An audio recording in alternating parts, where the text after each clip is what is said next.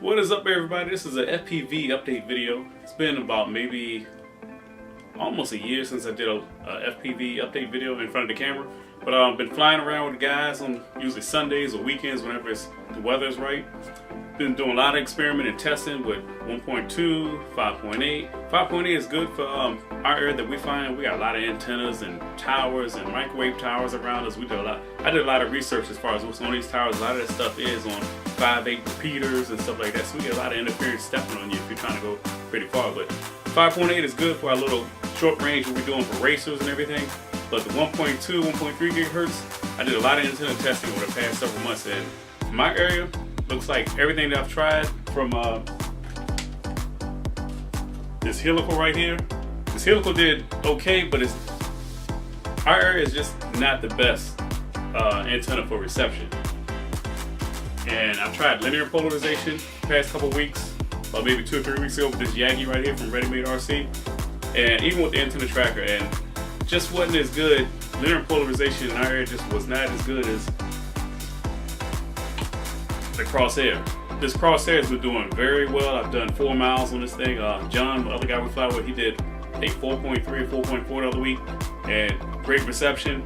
It's just our area. We could have a bad noise floor, I'm not sure, but the crosshair by Ivy Crazy works best in my environment. And that's not to say if I was go out like to a rural area where there's no towers or less city noise from neighborhoods and it's wide open flatlands, I might get a lot further with the Yagi or the helical. But as far as linear polarization, the field that I'm flying at doesn't work that good. And circle polarization, the best results I've had with my crosshair. Also, I've built changed my ground station around this antenna. I actually built the antenna tracker with servo city mount and everything right here with the circles, and this works very well with the diversity setup, even though you're ready to use diversity. But I always run 2 receivers. One is a backup with the omnidirectional, just in case something fails. I got a backup. But this is my basic ground station right here. Well, antenna station. I had to put turret filters on all kind of things because they had a lot of interference and block out UHF noise. That's on both ends. The end from the antenna side and the end with my cables and all, like audio, video, and power cables. I had to put turret filters on a lot of stuff.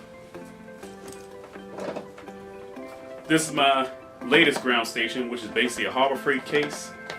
And I'll show you the insides. This pops open. This actually sits on a tripod, a heavy duty tripod. Pop it open.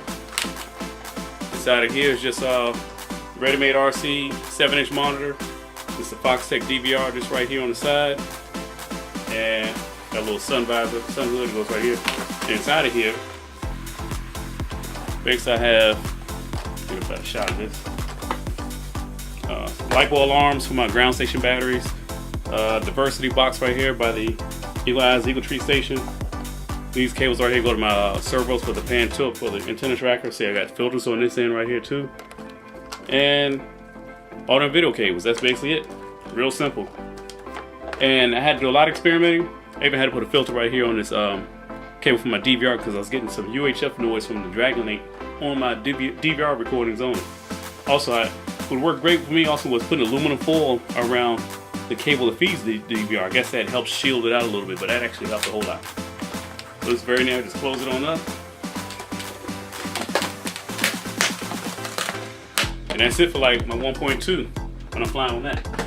As far as 5.8, when I've been doing FPV experimental different screens for the past like 9-10 months, and so far one of my best screens was this Foxtech one right here. This has the I think it's 1,000.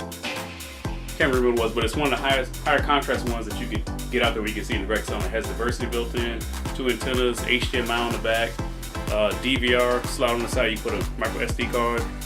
This one works pretty good. Auto scanning, everything. But recently I actually stepped up to goggles.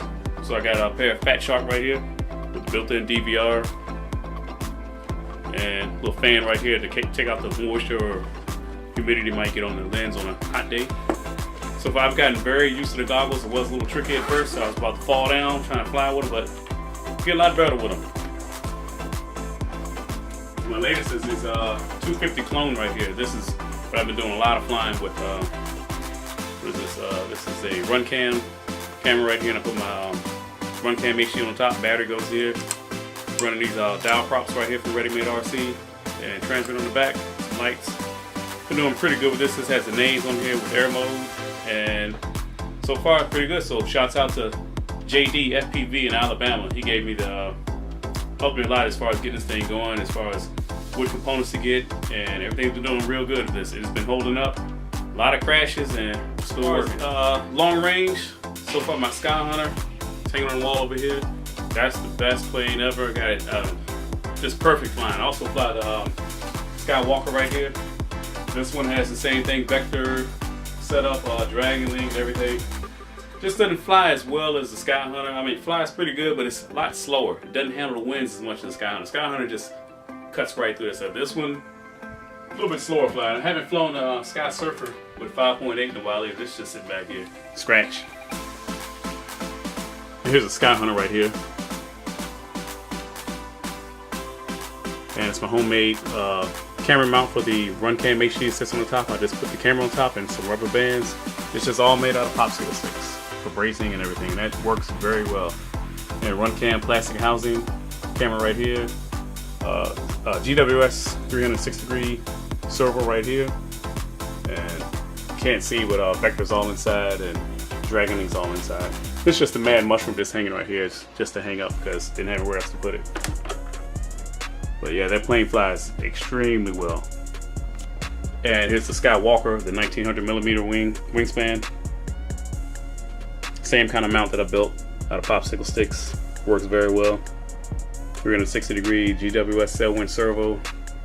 And everything's inside. You can see the vector GPS right here on the top. Everything else fits very well on the inside. And this one's only running the 700 milliwatt 1.2 gigahertz transmitter from Ready Made. The Sky Hunter's running the 1500 milliwatt. I know what people saying you don't need all that power, but you know, hey, it's working for my area. Here's my older Sky Surfer that's running on 5.8, just a 200 milliwatt transmitter on top, and Runcam plastic housing down here.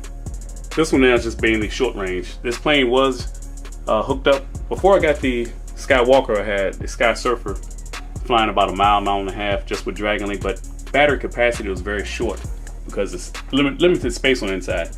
That's what I'm noticing with the Sky Hunter too. When I got about 4 miles, I still had like half a pack left, but I'm only running a 5,000 milliamp 4S inside of here. And I might have to start running two 5,000s in parallel to get a longer flight time, or just get a 10,000 milliamp battery. I just want plenty of battery because I don't want to get out there and you have a 4, maybe 5 miles, and I still want to have enough juice to get back home. Even though you get fly with a good tailwind, it helps out, but still, want some pretty good juice. Here's a closer look at the way I built my antenna tracker station. Just took some plywood, cut it, put some braces, and spray painted everything black.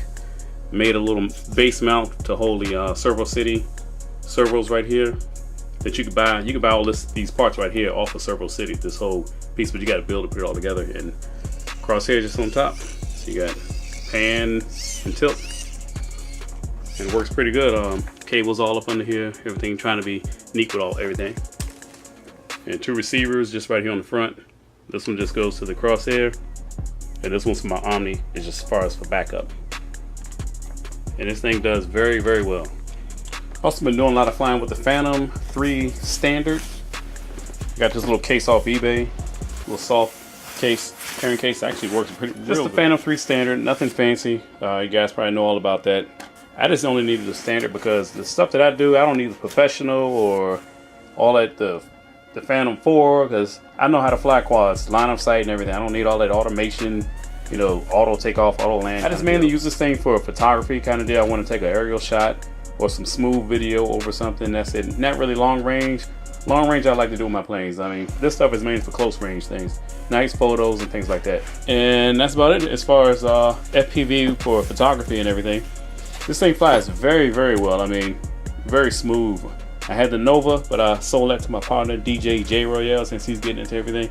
Nova teaches you a whole lot because I modified a lot of stuff on it, but a Phantom is very good in my opinion for the stuff that I use. So that's basically it for my FPV update since my last video, which was like last fall. So I'm still trying to get a lot of flying in on the 250 right here, and might probably build a 180 real soon, so I'm gonna get at you JD FPV in Alabama. from all the setups that you've been running and the races you've been going to and gates and all that stuff. So I'll probably hit you up with some questions so I can start building me another one.